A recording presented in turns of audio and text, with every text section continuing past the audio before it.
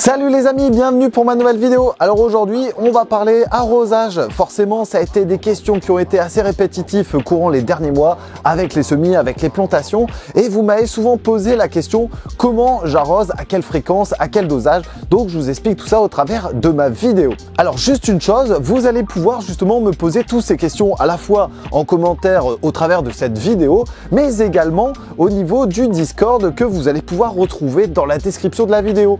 J'en parle également dans mon livre, donc vous allez pouvoir retrouver toutes les étapes pour l'arrosage dans sa serre, dans son potager, pour ses semis, pour tout dans le potager.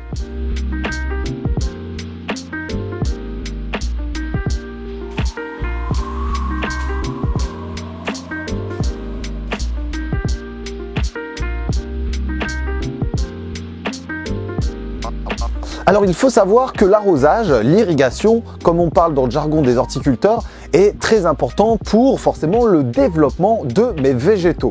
Alors sachez que pour moi, l'arrosage c'est l'activité la plus difficile, notamment au niveau des végétaux, parce qu'on se demande est-ce que je dois arroser autant, est-ce que je dois faire moins, plus, enfin voilà, c'est tout le temps des questions qu'on se pose. Alors juste une chose, j'aurais tendance à vous dire, vaut mieux moins arroser un végétal que l'arroser trop forcément, qui risquerait de nuire à son développement, de le rendre justement instable, d'asphyxier son système racinaire et donc à long terme de le perdre par asphyxie et il va dépérir. Généralement, on va avoir du jaunissement, voire de la pourriture au collet et puis après, c'est la fin, on n'aura plus rien.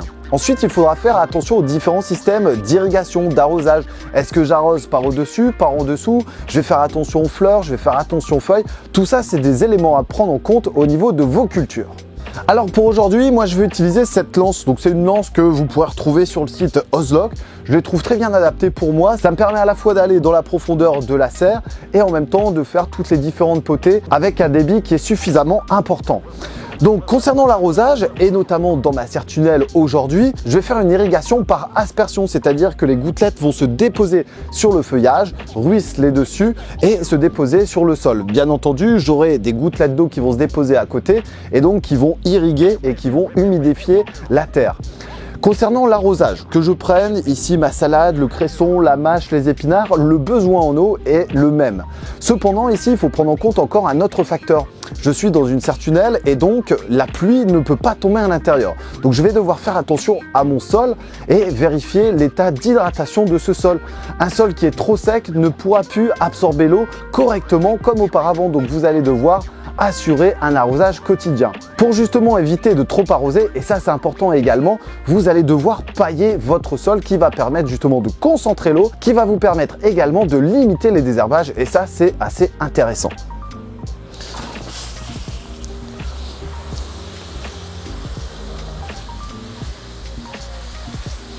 Une autre chose importante, c'est qu'il va falloir être régulier au niveau de l'irrigation pour avoir des légumes qui soient au même stade. Donc là ici c'est mon cas, je compte environ 3 secondes par impact au niveau de mon jet d'eau sur le sol et ensuite je passe à côté, etc., etc. Cependant vous avez des plantes à plus fort besoin, je pense par exemple aux choux où là ça va être un peu plus car le besoin en eau est plus important. Je reviens un petit peu également sur la tomate qui risque d'arriver prochainement ainsi que l'aubergine. Ce sont des plantes qui ont un énorme besoin en eau, donc vous allez devoir apporter une quantité plus importante que par exemple ici ma salade. Attention toutefois, étant donné que la tomate est un légume fruit d'été, évitez, et je vous conseille d'arroser le feuillage, vous arrosez directement au pied. Pour ça, il existe différents systèmes. Vous allez pouvoir mettre des bouteilles, vous allez pouvoir mettre des petits bacs où l'irrigation sera concentrée et on va appeler ça de l'arrosage, de l'irrigation localisée.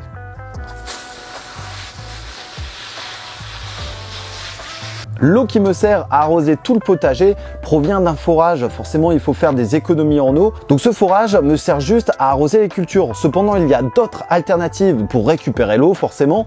Vous pouvez récupérer l'eau de vos toitures, l'eau de la serre. Ce qui ici est fait, notamment au niveau de la toiture, ça permet de récupérer plusieurs mètres cubes qui permettent d'arroser en localisé tous les végétaux. Cependant, je tiens à vous préciser que dans pas longtemps, je vais vous faire une vidéo vraiment typique sur les différents types et différents systèmes d'irrigation et notamment sur la création d'un forage. Ça se passera dans quelques semaines dans ma chaîne The Prof d'Horti. Alors on n'oublie pas.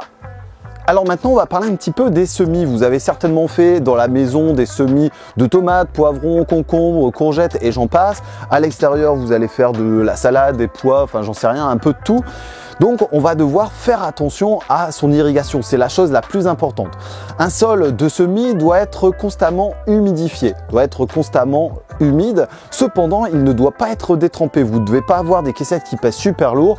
Vous devez également avoir au niveau de vos contenants des trous de drainage qui va permettre d'évacuer le surplus d'eau pour laisser justement un espace d'air au niveau des espaces poreux dans mon sol qui permettra aux racines de se développer et de ne pas forcément mourir asphyxiées.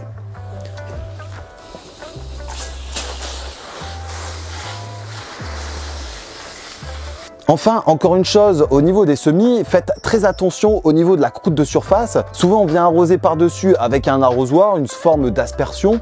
Et donc, c'est souvent la croûte de surface qui est souvent humide. Donc, n'hésitez pas à soulever votre pot, à le peser également pour voir si l'humidité est bien présente à l'intérieur de mon petit pot. Au cas où, vérifiez également la qualité du substrat s'il n'est pas totalement desséché, au risque justement qu'il ne capte plus l'eau et que l'eau draine plus facilement et que la plante justement soit en stress hydrique. Enfin, pour terminer, il existe d'autres types d'irrigation. Vous allez pouvoir également travailler en sub-irrigation. On fait ça un petit peu avec les sous-coupes que l'on met sous les pots. En fait, l'eau va remonter par capillarité, ce qui permettra d'avoir un substrat constamment humide. Attention toutefois aux excès d'arrosage qui risqueraient de nuire encore une fois au développement de ma plante. Là, ce que je vais faire maintenant, je vais aller arroser l'intégralité de ma serre tunnel. N'oubliez pas, vous pourrez retrouver toutes ces informations au travers de mon livre The Prof d'Ortie qui se passe dans le lien de la description de cette vidéo. N'oubliez pas également qu'il y a Discord, on peut faire un petit pouce bleu, partager. Je vous dis à très bientôt pour des nouvelles aventures. Moi, j'ai du taf en ce moment, alors c'est parti. Salut!